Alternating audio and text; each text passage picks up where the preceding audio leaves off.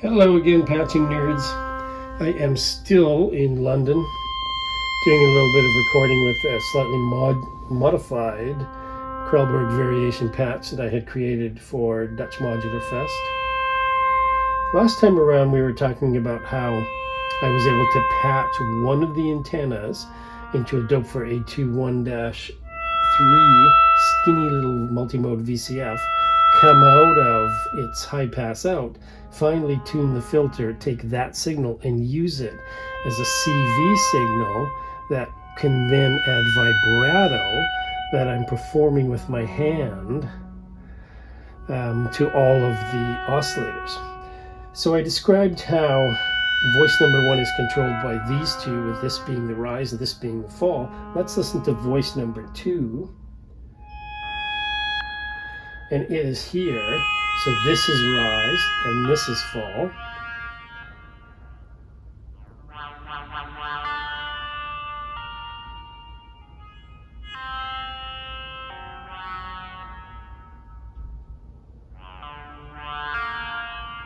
So voice number two is tuned to be an octave below voice number one, but it's part of a shift register stack that's 4 oscillators deep. So every time the pitch CV updates, voice number two gets its pitch from voice number one. What's nice about this is that I'm almost always guaranteed some kind of nice sounding harmonies. Now earlier I had played a whole tone scale on our keystep keyboard, so I was able to change the whole melodic and harmonic content into that scale. Now I'm just going to go to a very simple C minor melodic ascending scale.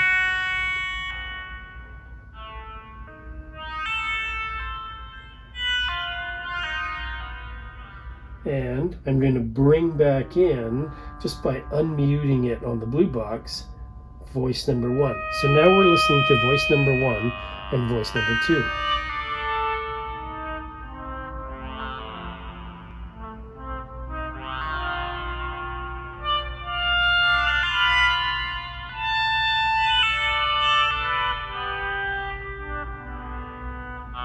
So an interesting thing happens now that I have two voices being controlled by 3 antennas, because keep in mind that the Krell function for 2 voices is a rise and a fall, and then a second rise and a fall.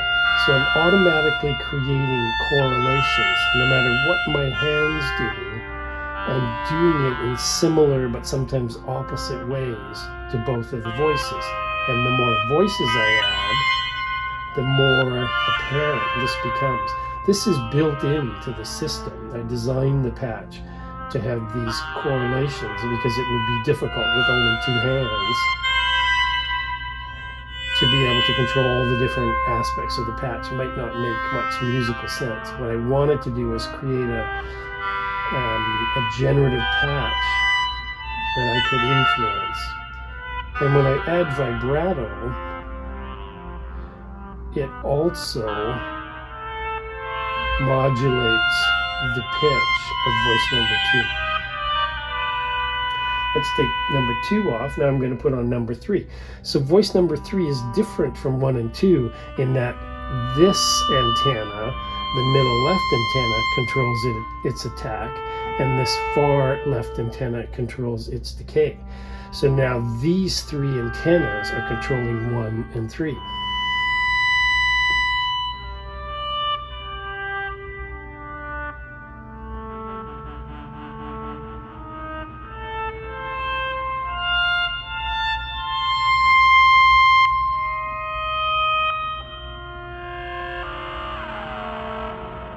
And if I get in close enough to the antennas,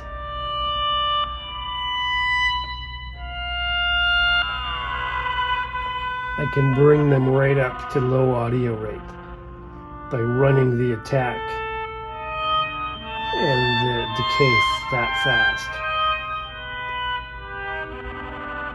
As the antennas in a case like this warm up, as the components warm up, the antennas will tend to get more sensitive, so sensitive that I can even be a couple of feet away. It's also important to create the patch in such a way that we keep the wires as far away on the bottom. We can't have a bunch of patch cables near it because they will influence it.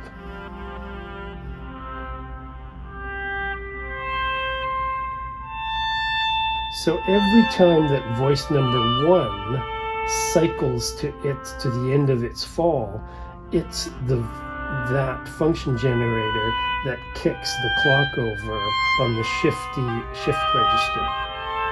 So if voice number 1 is the fastest moving voice, then all the other voices will change their pitches as number 1 changes its pitch. But if voice number 1 is moving slow, I can speed up voice number 3, but it'll hold its pitches as it cycles through its Krell envelope. This is distinctly different than Todd Barton's original Krell Muzak patch that always updates every time the function generator reaches the end of fall. And this is true for voice number 2, voice number 3, and voice number 4. Let's throw in some more voices. So now we've got voice number 1, voice number 2, and voice number 3.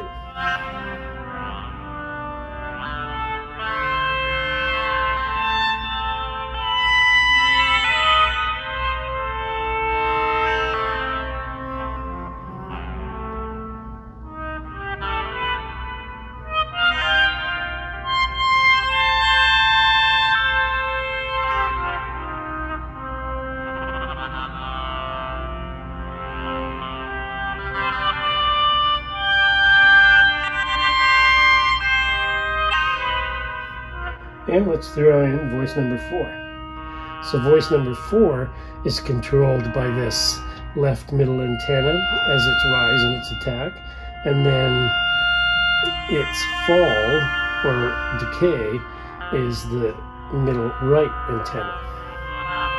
So it's the one voice that's in direct opposition to what voice number 1 is doing. So they're correlated in opposite ways.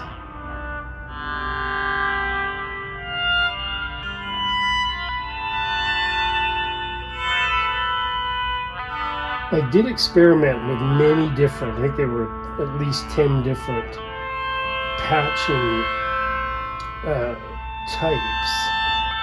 patching schemes that I was able to test in which the antennas control the rise and fall in different ways. And I liked this one because I like having control over the attacks, which are crucially important in terms of the tempo of the piece.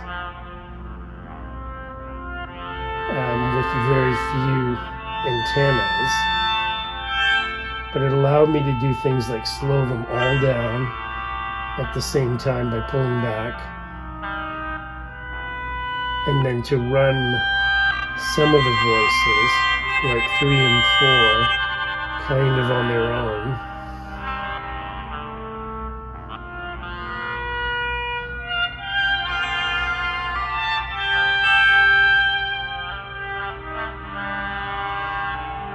But it certainly took some practice. I did rehearse with this patch quite a bit before packing it up and traveling with it from Canada, just to get a sense of what it is that I should be doing with my hands to get some sort of musical output.